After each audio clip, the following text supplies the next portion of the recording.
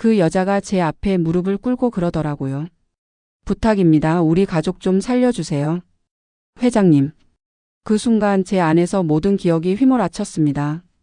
왜냐하면 그 여자는요, 30년 전 저에게 식모 주제에 어디 감히 우리 아들을 넘봐? 라며 저를 대문 밖으로 내쫓았던 사람이었거든요. 저는 1985년에 20살이었습니다. 부모님은 일찍 돌아가셨고 친척들도 뿔뿔이 흩어졌죠.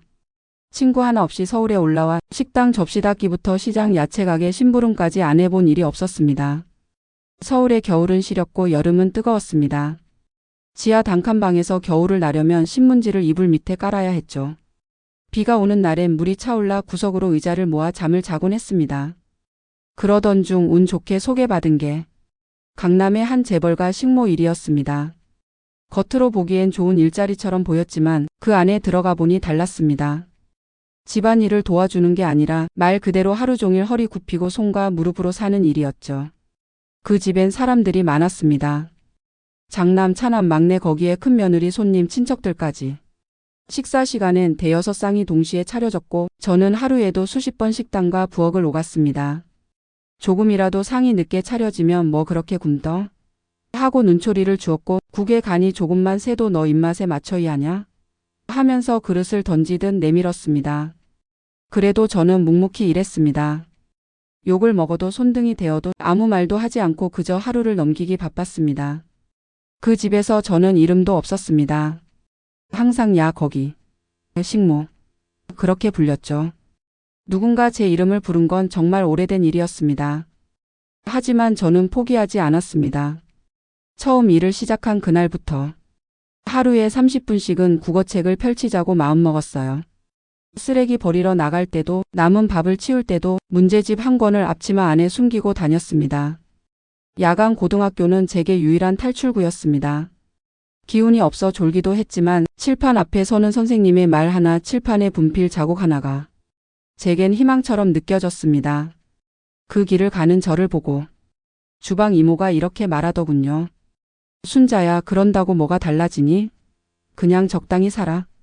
하지만 저는 적당히 살고 싶지 않았습니다.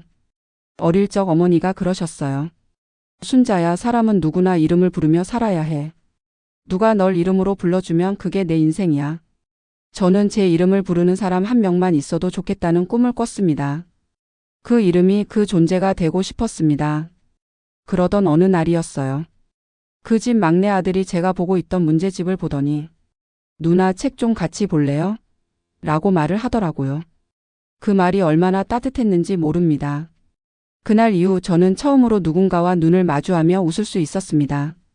우리는 몰래 도시락을 나눠 먹었고 방 안에서 소곤소곤 책을 읽었고 때로는 어깨를 맞대고 함께 졸기도 했죠. 그 시간이 얼마나 소중했는지 모릅니다. 누군가와 마음을 나눈다는 게 얼마나 큰 위로가 되는 일인지 처음으로 알았어요. 하지만 세상은 그걸 허락하지 않았습니다. 비밀은 오래가지 않았고 큰 며느리는 어느 날 저를 불러 세웠습니다. 눈빛부터 달랐습니다. 차가웠고 날이 서 있었습니다. 그녀는 윽박지르듯 말하더군요. 내가 어디 감히? 식모 주제에 우리 아들 넘봐? 당장 꺼져. 저는 제대로 해명할 기회도 없이 그날 밤 당장 짐을 싸서 나가야 했습니다. 보자기 하나, 옷 두 벌, 책 한 권 들고 빗속을 걷던 기억이 지금도 생생합니다. 구두도 없이 운동화 한 짝은 바닥이 닳았고 어깨는 젖고 다리는 후들거렸습니다. 비는 끝도 없이 내렸고 제 마음도 그날따라 유난히 젖어 있었습니다. 서울이라는 도시는 그렇게 저를 내쳤습니다. 하지만 저는 무너지지 않기로 했습니다. 지하 단칸방에서 시작한 분식집은 처음엔 하루 매출이 10,000원도 안 됐습니다. 손님이 없던 날엔 저 혼자 떡볶이 한 냄비를 끓이며 그래 이 맛을 살리자 다짐하곤 했죠. 식재료를 하나하나 직접 확인하고 어묵 하나에도 원산지를 따졌습니다. 배달을 못하는 날엔 제가 직접 자전거에 짐을 싣고 다녔죠. 어느 날 가게 앞에 매일 오는 초등학생에게 이건 좀 덜 맵게 해줄까?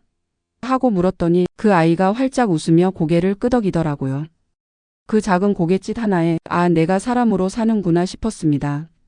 그날부터 저는 사람을 위한 음식을 만들기로 했습니다. 가게를 확장하고 직원들을 뽑고 그들에게 월급은 물론 생일 케이크도 챙겼습니다. 하나하나 배달하던 시절엔 제가 직원들의 이름을 일일이 외웠습니다. 은희 씨 오늘은 고생 많았어요. 그 한마디에 직원이 웃으며 말하더군요. 회장님 제 이름 처음 불러주셨어요. 그 순간 저는 어릴 적 어머니의 말이 떠올랐습니다. 이름을 부른다는 건 존재를 인정해주는 일이라는 걸요. 그렇게 10년, 20년을 흘려보내다 보니 제 가게는 전국 1,500개의 가맹점을 가진 기업이 됐고 저는 회장이 되어 있었습니다. 그리고 몇 달 전이었습니다.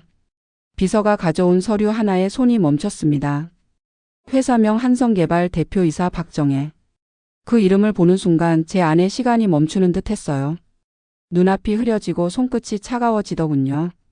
그 이름 썩자에 담긴 기억이 30년 전 그날 밤 빗속에서 떠돌던 제 모습을 꺼내 올렸습니다. 그때 저는 자존심도 희망도 없이 쫓겨나듯 거리로 나왔습니다. 그녀는 그날 저를 단 한 번도 뒤돌아보지 않았습니다. 그랬던 그녀의 이름이 이제는 제 앞에 무겁게 놓여 있었습니다.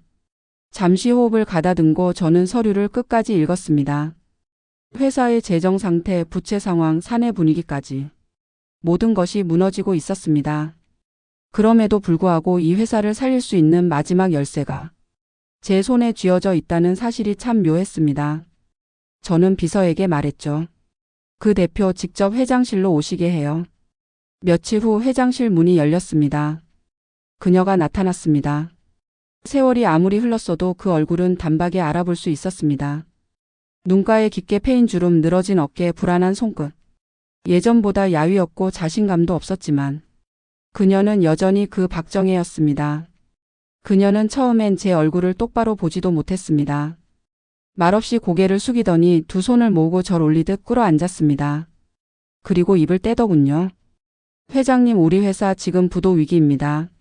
아들 셋 다 망했고 남편은 중병입니다. 은행에서도 등을 돌렸고 거래처도 모두 끊겼습니다. 회사 건물도 담보로 넘겼고 직원들 월급도 밀려 있습니다. 제발 이 기업만은 살려주세요 라며 애원하더군요. 그 말을 듣는데 저는 너무 낯익은 목소리에 숨이 멎는 줄 알았습니다. 30년 전 비가 퍼붓던 그날 밤 식모 주제에 어디 감히? 라고 말하던 그 날카로운 말투, 그 싸늘한 억양이 그대로 겹쳐 들렸습니다. 그녀는 여전히 같은 목소리였지만 이젠 울음을 삼킨 채 말하는 여자였습니다. 저는 잠시 그녀를 바라보다 조용히 말했습니다. 저 기억 안 나시죠? 20살 때 여기서 쫓겨났던 식모. 정순자입니다. 그녀는 눈을 휘둥그레 뜨고 고개를 들더군요. 당황한 얼굴로 말하더군요. 그게 그땐 우리가 몰라서 그랬어요. 그 아이가 이렇게 클 줄은 정말 몰랐어요. 그녀의 눈가에 눈물이 맺혔고 그 모습이 낯설고도 익숙했습니다. 예전에는 제가 울었고 그녀는 위에서 내려다봤습니다. 이제는 그녀가 울고 저는 그 눈물을 내려다보고 있었습니다. 저는 문서 한 장을 꺼내 그녀 앞으로 내밀며 말했습니다. 이 기업 제가 인수하겠습니다. 하지만 조건이 있습니다. 앞으로 직원 하나라도 부당하게 대하면 그 순간 계약은 무효입니다. 그녀는 양손을 모은 채 떨리는 목소리로 말했습니다. 감사합니다. 회장님, 정말 감사합니다. 그 순간 제 마음속에서는 울컥 치밀어 오르던 분노보다 긴 시간이 만든 묵은 슬픔이 흘러내렸습니다. 저는 그녀의 눈을 마주 보며 말했습니다. 이 회사는 제가 다시 세우겠습니다. 하지만 그 방식은 예전과 다를 겁니다. 이제는 위에서 군림하는 시대가 아니라 서로를 존중하며 함께 사는 시대니까요. 그녀는 고개를 끄덕였고 그 순간 저는 30년 전 그날 밤에 제 자신을 떠올렸습니다. 빗속에서 떨며 울던 그 아이가 지금 제 안에서 조용히 웃고 있었습니다.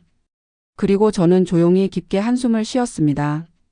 30년 전 그 빗속에서 삼켰던 숨을 이제야 편히 내쉴 수 있는 듯 했습니다. 그날 밤 옥상에 올라 도시의 불빛을 보며 혼잣말처럼 중얼거렸습니다. 엄마, 나 사람답게 살고 있어요. 그리고 다 용서했어요. 누구에게나 억울했던 과거는 있습니다. 하지만 그 기억을 짓밟고 사는 게 아니라 그 기억을 딛고 일어서는 게 인생 아닐까요? 이 이야기를 들으시는 누군가 혹시 지금 홀로 싸우고 계신가요? 그렇다면 꼭 기억해 주세요. 지금 흘리는 눈물이 언젠가 누군가에게는 희망이 될 수 있다는 걸요. 고맙습니다. 지금까지 제 이야기 들어주셔서요.